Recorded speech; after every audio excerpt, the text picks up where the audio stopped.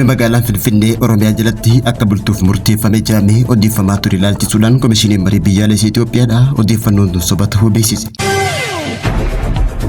Hooggantoonni dhaabbata Dimokiraatawaa Galaana Diimaa Affaar guyyaarraa ibsa miidiyaaleef kennaniin garee Shaabiyaa fi TPLF hundeeffamuu isaanirraa kaasanii garee uumamaan farra nagaa ta'uun hundeeffamanii diigumsarra bobba'an ta'uu dubbatan. Haleellaa cimaa raawwatamaa tureen booda humni dafee dhaqqabaa Suudaan kan waraana ittisa Suudaan wajjin wal lolaa ture daangaa Itoophiyaatti dhiyoo jirtu magaalaa Kurmukuu to'atanii jiraachuu beeksisan. Daawwattoota fi hordoftoota Hegeree Miidiyaa nageenyi keenya bakka jirtan maratti sinaa dhaqqabu guyyaadharraa hagayya 14 barree 2026 kanneen amma isin dhageessifne hanga footoo Hegeree Miidiyaatii amma bal'ina isinitti himna. Komishiniin Marii Biyyaalessaa Itoophiyaadhaa kaleessa ibsa kenneen ajandaalee wal falmisiisotaan magaalaa Finfinnee dabalatee ajandaalee biyyaa qabxiilee marii biyyaalessaa 8 irrattuu komishiniin waliigaltee irraa ka'e ibsuun yaadatama. Haa ta'uti malee komishiniin kun waliigaltee mallatteeffamee maalirratti murteen garamitti kan jedhu kan ibsine dhugaa ta'u marii ittiin aantuun murteen kan dabartu ta'uu qofa beeksise.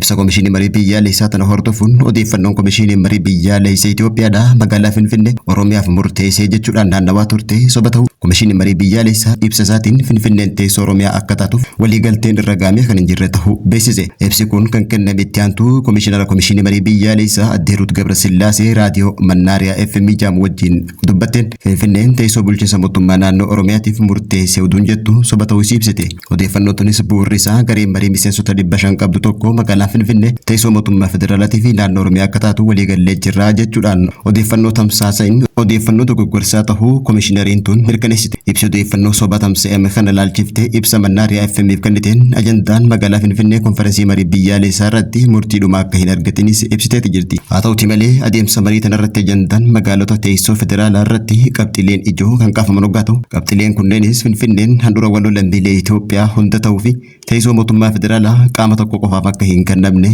ejjennoon jiru jiraatuun ibsame. Finfinnee fi Dirree Dhawaan itti gaafatamummaa federaalaa jalatti akka itti fufanii fi Finfinneen immoo ifiiniif bulchuu akka dhiyaattus waliigaltee irra gahamuun ibsame. Teessoo mootummaa naannoo Oromiyaa addatti akkuma duraan turetti bootaan kennamee fi ammoo dantaan Oromiyaa magaalaa Finfinnee irraa qabdu ja'amaa ture gara dantaa walootti akka fooyya'uus gaafatamee jiraachuun dhagahame. Kanaan dura qondaalli paartii badhaadhinaa Dr. Biraanuu Leenjisoo dhimma magaalaa Finfinnee ilaalchisuun barruu isaatiin akka jetti dantaa waloo malee dantaa addaa hin beeknu jechuudhaan dubbate ilaalchise. Murteen marii biyyaalessaa kanarratti paartiin badhaadhinaa murteessuuf deemtu dantaan addaa Oromiyaa Finfinnee irraa qabdu ja'amu gara dantaa walootti kan jijjiiramu ta'uulleen kaafameeti jira. Adeemsi kun namoota 500 kan raawwatamullee hanga ammaa dhimmi kun qoreewwanii fi hirmaatota marii 4,000 ifatti murtaa'uudhaan murteen dabarte kan hin jirre ta'uu komishiniin marii biyyaalessaa Itoophiyaa beeksise. Dimmonekaaluku TPLF wagittan kennee TPLF hidhattoottan labaatan kee malxin. Hooggantoonni dhaabbata Dimokiraatawaa Galaana Diimaa Affaar guyyaarraa akka jedhanitti Shaabiyaas ta'e Eertiraan TPLF uumamaan garee farra nagaa waan ta'aniif erga hundeeffamanii kaasiin diigumsa irratti kan bobba'an ta'uu ibsan. Hooggantoonni kunneen kana kan ibsan gaafii deebii addaa OBN wajjin taasisaniin siyaasa gareewwan lamaanii naannicha tasgabbii dhabsiisuu irratti kan ijaarame jechuudhaan ibsan. Hoogganaan dhaabbata Dimokiraatawaa Affaar Galaana Diimaa obbo Nuur Asmaaroo akka ibsetti gareewwan lamaan maqaa fi bakka adda addaa jiraatanillee maalummaa siyaasaatii fi kaayyoo diigumsaa isaanii tokko ta'uu ibse. Keessumattuu obbo Nuur akka jetti humnoonni lamaan garee nagaa uummata qoqqoodanii waraana kakaasuudhaan umrii siyaasaa mataa isaanii dheereeffachuun kan beekaman ta'uu ibse. Hoogganaan dhaaba kanaa inni biraa immoo obbo Baraad Abdallaa akka jetti gareewwan tunneen jalqabarraa kaasanii farra nageenyaa ta'anii waan ijaaramaniif nagaa isaanirraa eeguun gowwoomudha jechuun seenaa isaanii keessatti Shaabiyaas ta'e TPLF nagaa uummataaf dimokiraasiif dursa kennanii kan hin beekne ta'uu obbo Baraad ibse. Rakkoo siyaasaa isaaniitii fi aangoo siyaasaa dheereeffachuuf yeroo garaagaraa uummata gidduutti walitti bu'iinsaa fi wallabdee kan uuman ta'uu beeksise. Gareen siyaasaa lameenuu jibbaaf wallabdee uummata gidduutti facaasuun ala bu'aa biraa akka hin qabnes ibsi hooggantoota dhaabbata Galaana Diimaa Affaar kun OBN gaafa Afrikaa irratti dubbatan addeessiti jira.